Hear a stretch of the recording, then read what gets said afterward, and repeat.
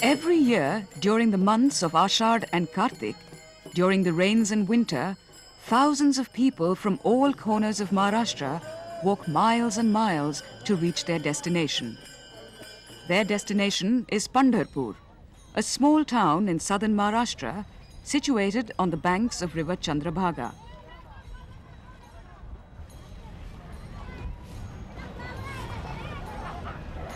It is the abode of god Vitthal, who is also known as Vithoba or Pandurang. He is the god whom people have worshipped for centuries.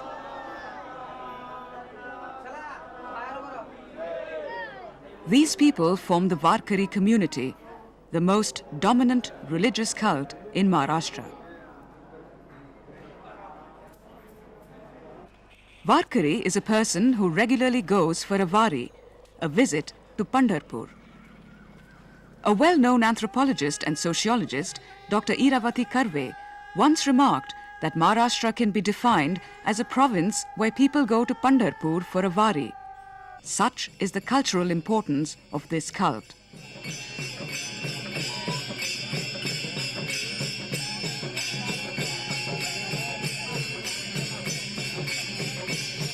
Varkari cult is really speaking the backbone of Marathi culture.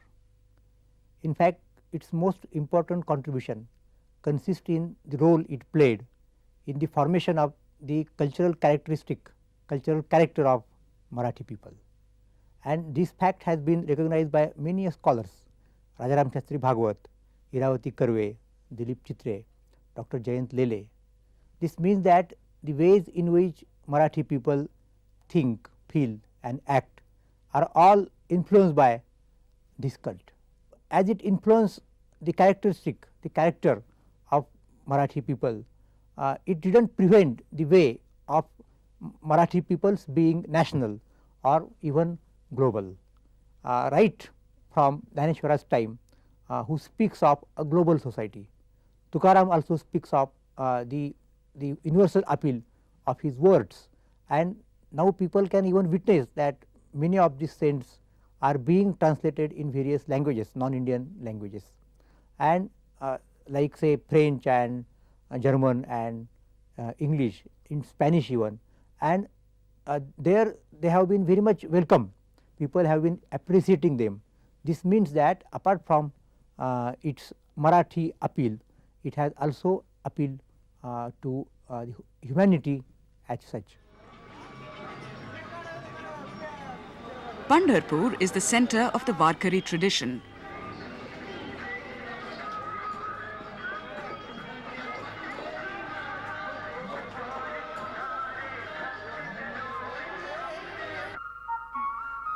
As the legend has it, Vithoba is no other than Lord Shri Krishna himself.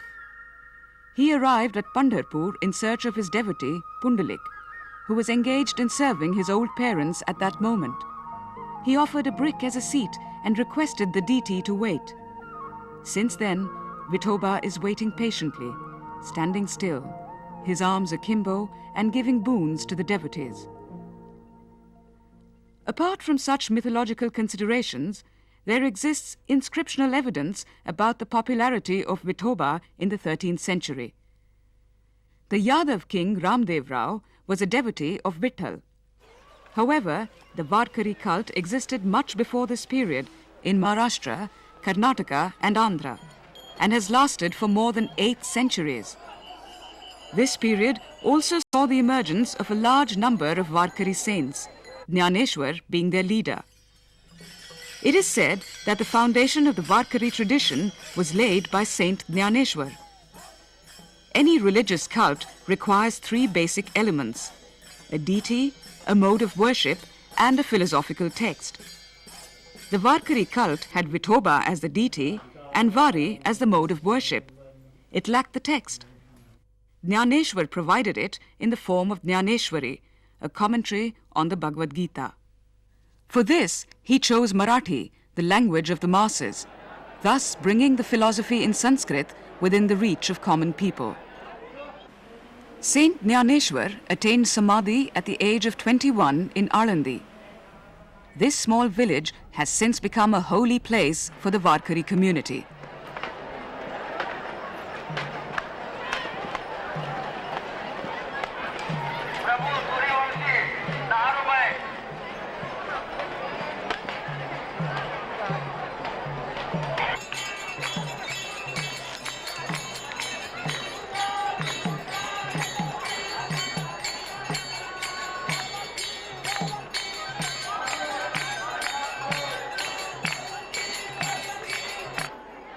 A temple is erected at the place of Samadhi, and every day devotees visit the temple.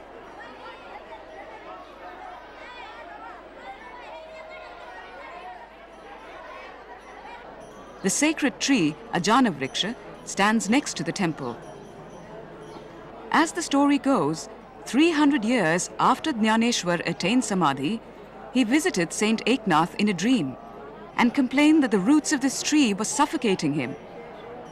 Eknath then cut the roots off and freed him. The tree is held in great reverence. Devotees sit under the tree and read Dnyaneshwari. Dnyaneshwari helped the Varkari cult to flourish. Dnyaneshwar, along with his brothers Nivrittinath and Sopandeo and sister Muktabai, led the cult. This period saw the emergence of many saint poets such as Goroba Kumbhar, Savata Mali, Namdeo, Janabai, Chokamela, to name a few. They came from different castes, and through them the Varkari cult reached all the nooks and corners of Maharashtra. The culture created by the tradition helped the political upheaval during the times of the Maratha king Shivaji. It also created a perfect ground for the social reforms which took place in the 19th century. It has history of at least 7-8 centuries. The history is aptly described by Saint Poetess Bahinabai, a disciple of Saint Tukaram. Bahinabai metaphorically speaks of this cult as it were it is a kind of temple, and the foundation of this temple was laid by Sant Dnyaneshwar. Then this was extended by Sant Namdeo. The pillar was given by Sant Eknath, and Tukaram proved to be a pinnacle of this cult.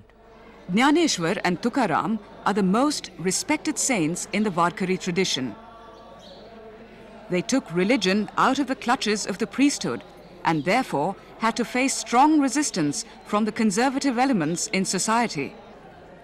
Tukaram's manuscript of poems was thrown into the river. The legend says that 13 days later, the manuscript floated up on its own at this spot in Dehu. Tukaram's poetry was upheld and assimilated by the masses. It survived the crisis. Dehu, the place where Saint Tukaram lived, holds equal importance in the Varkari culture.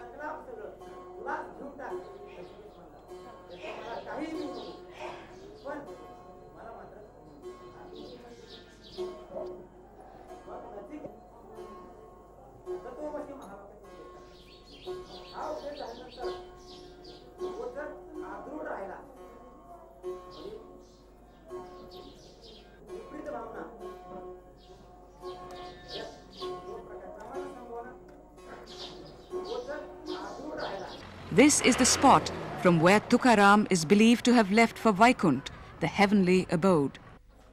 The tree is considered holy and is visited by a number of devotees every day.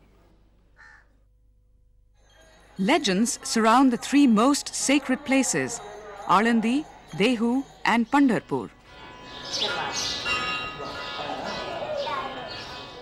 Interestingly, God Vitthal and his spouse Rukmini are not situated in the same temple in Pandharpur. Different versions of folk tales tell us about their quarrel, explaining the two separate temples.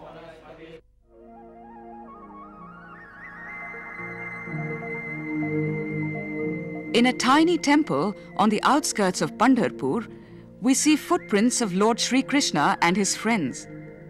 They are believed to have visited the river Chandrabhaga and eaten their food together at this place. The ritual, called Kala, is repeated in all Varkari gatherings. All gatherings end with the Kirtan of Kala, where stories of Lord Krishna are narrated and food is shared.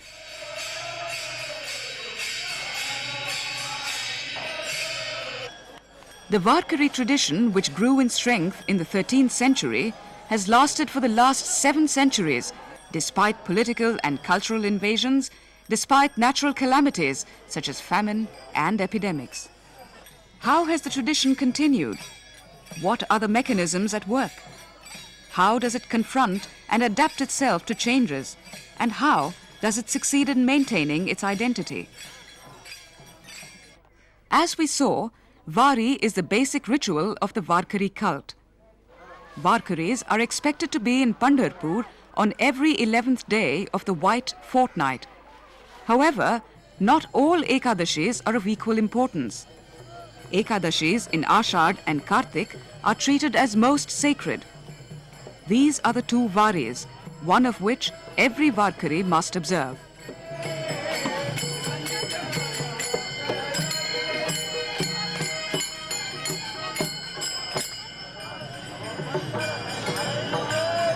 The characteristic feature of the Varkari cult is their sense of community. They do not believe in personal, individualistic efforts towards the realization of God. Their worship is collective, and it takes many forms.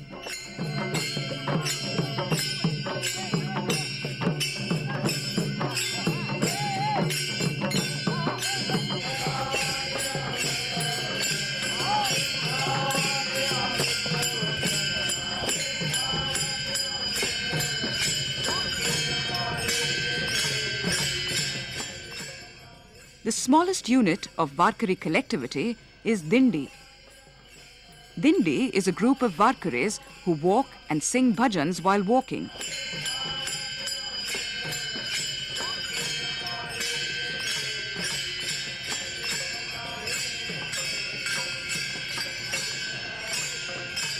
Varkaris go to Pandharpur in Dindis.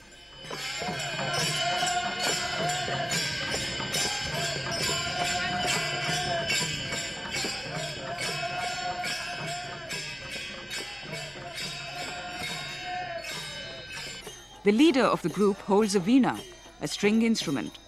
Another person plays on pakvaj or mridang to keep the beat. The remaining Varkaris have tal, a metallic instrument. All these make a mobile symphony, as it were. They sing bhajans, poems of saints, chanting the name of God Vitthal and saints Dnyaneshwar and Tukaram.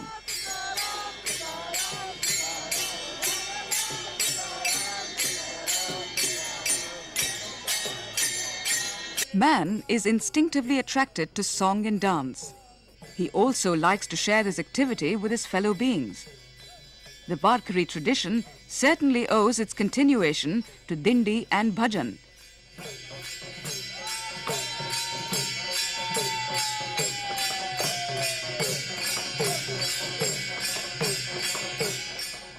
The tradition of Dindi existed even before the emergence of early saints such as Dnyaneshwar and Namdev.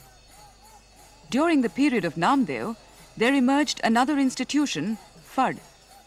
A Fad consists of many Dindis and is a kind of super-organization. Namdev himself managed an independent Fad. The institution of Fad adds discipline to the spontaneity of Dindis. There is a kind of centralization of activities in Fad.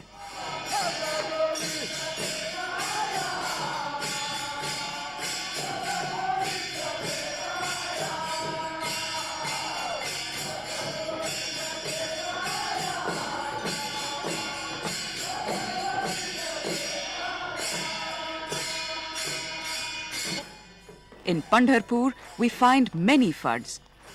One such fad is managed by Dnyaneshwar Mauli Dehukar, a 10th descendant of Saint Tukaram. तुझ मागणे ते देवा आम्हा तुझी चरण सेवा. Namdev Bhau Tembhukar also runs a fad. He explains. पूर्वी निवृत्तीरायाच्या मंडपामध्ये एकच फड होता. त्या फडातून जयराम महाराज देहूकर हे बाहेर पडले आणि त्यांच्या फडातून विठ्ठल महाराज बाहेर पडले.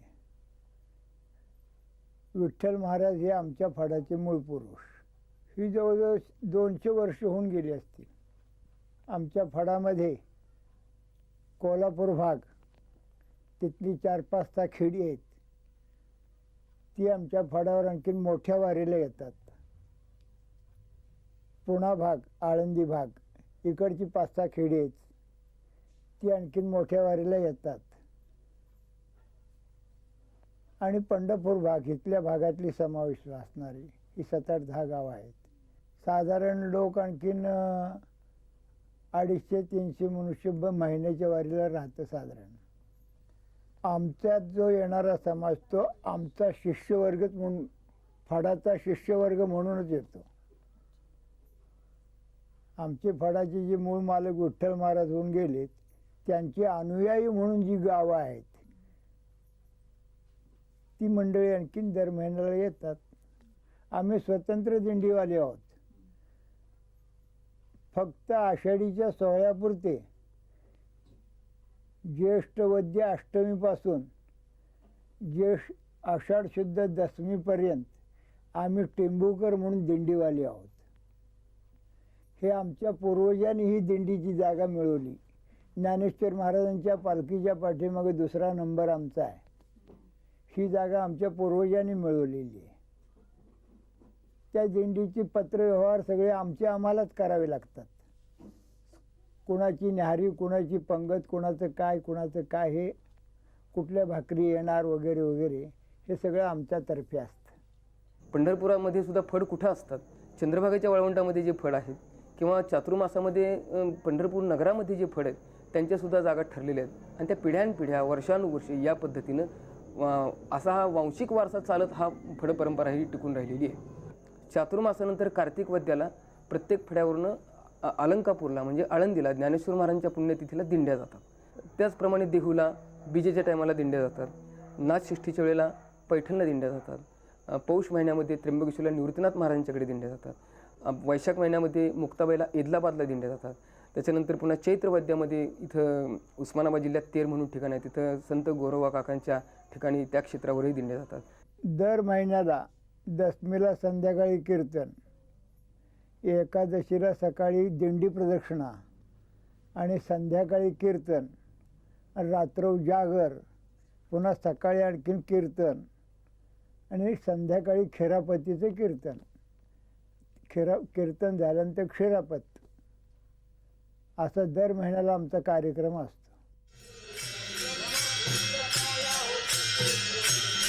The Varkari tradition continues through the institution of fad. People come together regularly, sing bhajans and listen to kirtan. Vasudev म्हटले, मी जर त्याला विचारायला गेलो मला ब्रह्मज्ञान सांग तर तोच म्हणतो तुम्ही माझे वडील ना, तर तुम्हीच मला मग 4 गोष्टी सांगा, उपदेशाच्या 4 गोष्टी सांगा. Kirtan is a didactic discourse based on abhangs, the poems of saints, and is accompanied by bhajans. The kirtankar, the speaker, interprets one abhang, referring to other abhangs occasionally, and teaches the way of life described by the Varkari saints.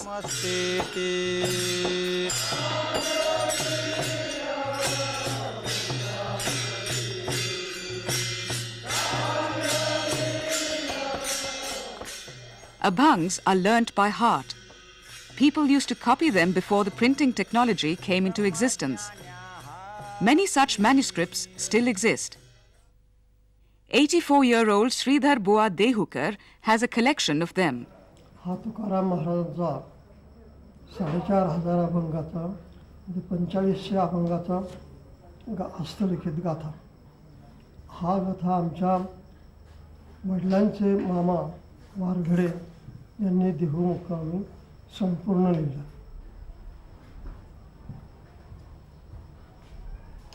हे एक जुनं हस्तलिखित. याच्यामध्ये महत्त्वाच्या 2 entries, 2 लेख आहेत असे.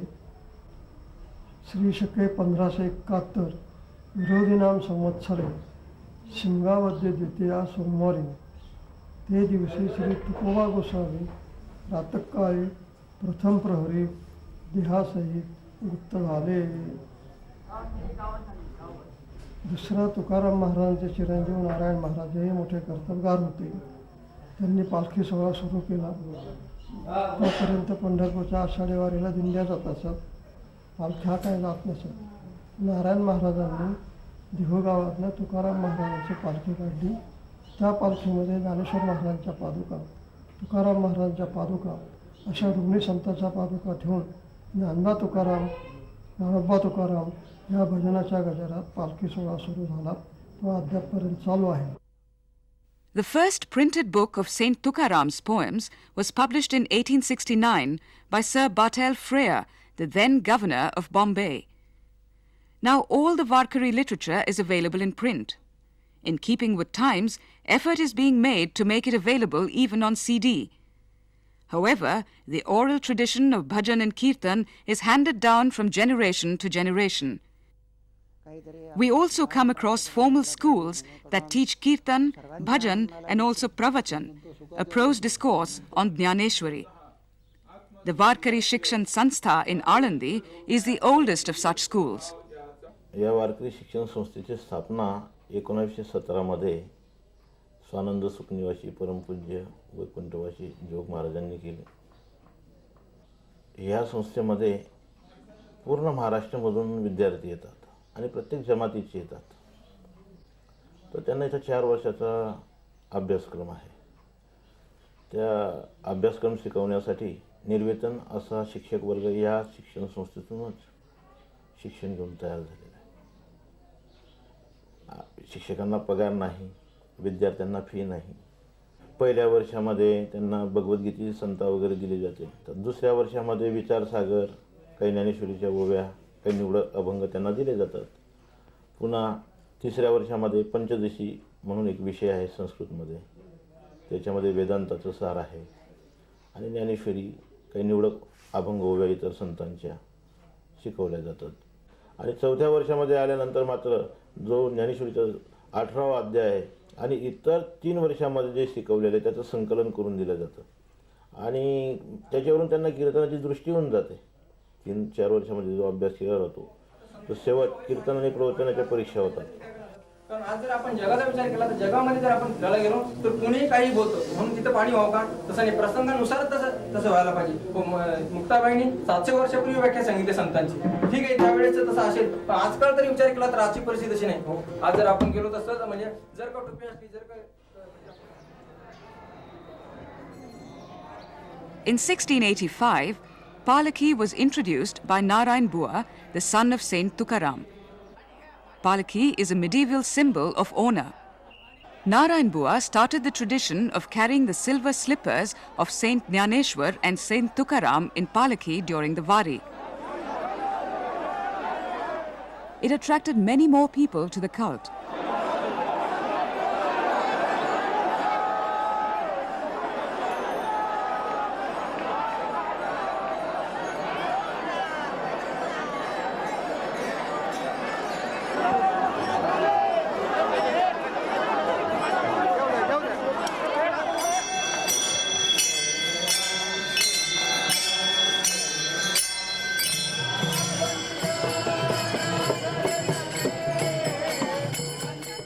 नारायण पवार, गाव राजापूर, तालुका तासगाव, जिल्हा सांगली. मी 15व्या वर्षी माळ गाठली. माळ गाठल्यानंतर काही दिवस वडील येत होते. वडिलांना होईना झाल्यानंतर 45-40 सालापासून मी यायला लागलो. वडील आषाढी कार्तिक करत होते पण मी महिन्याची करायला लागलो. श्री मुक्काम पोस्ट सोगाव तालुका सोलापूर. मी आता 5वीत आहे. मला देवाची आवड आहे म्हणून मी येतो. मला 12 महिने झाले मी वारीला येतो. महिन्याच्या वारीला येतो. घरची कोणी येत नाही. मी गावातल्या माणसाला येतो. गाव टाकळीत, अजून सुभद्रा खांडाकडे. पुन्हा मग वारीला येतो आम्ही तवाच्यापासून. काहीतरी मला कळत त्यापासून मी वारी केलेली. शांत वाटतं, हां, समाधान होतंय. त्या अकोल्यापासून आपल्याला गुढी लागते. आता आपल्याला घडेल तसं. आता झालं तर बसायच्या जागेला हरी हरी करीत. याची अशा प्रकारचं इतक्या त्या तळागाळापर्यंत जाऊन रुजण्याचं एक महत्त्वाचं कारण असं आहे की याच्या इतकी सुलभता दुसऱ्या कुठल्या संप्रदायामध्ये नाही किंवा इतर कुठल्या याच्यामध्ये नाही. इथं स्त्रियांना प्रवेश आहे आणि कुठल्याही जातीचं किंवा अशा कुणी माळ घालावी त्याचे म्हणजे क्रायटेरिया काय, माळ घालणाऱ्यानं काय, त्याची आत्यंतिक इच्छा असणं हेच त्याचा क्रायटेरिया. बाकी काही त्याच्यामध्ये फारसं त्याला हे नाही आहे, त्याला हे काही मानलं जात नाही. आणि शेवटी त्यानं स्वतःच्या जबाबदारीवर म्हणजे स्वतःचं कंट्रोल लक्षात घेऊन त्याने ती माळ घातणं हा त्यातला महत्त्वाचा भाग आहे. त्या प्रकार झाला की आपण जर माळ घातली तर आपल्या आचार विचारामध्ये शुद्धता येते, जरा काही व्यवस्थितपणा येतो. आणि आमच्यापुढं अशी काही उदाहरणं आहेत की लोकांची की माळ घातल्यानंतर खरोखरच त्यांच्या कौटुंबिक जीवनामध्ये, व्यक्तिगत जीवनामध्ये आमूलाग्र परिवर्तन होतं, आमूलाग्र बदल होतो. त्याचं सामाजिकही काही अंशी अशा प्रकारचं बदल घडून जातो. आणि आणखी सांगायचं झालं तर हे अनौपचारिक पद्धतीचं एक शिक्षणच आहे.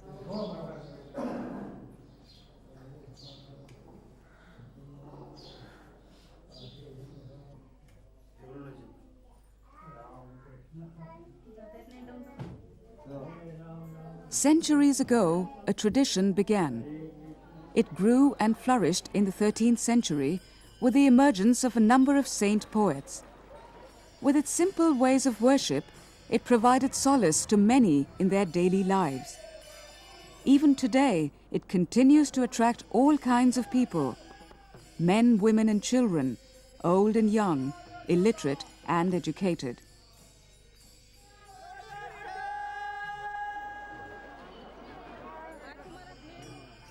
The Vari goes on. The tradition continues.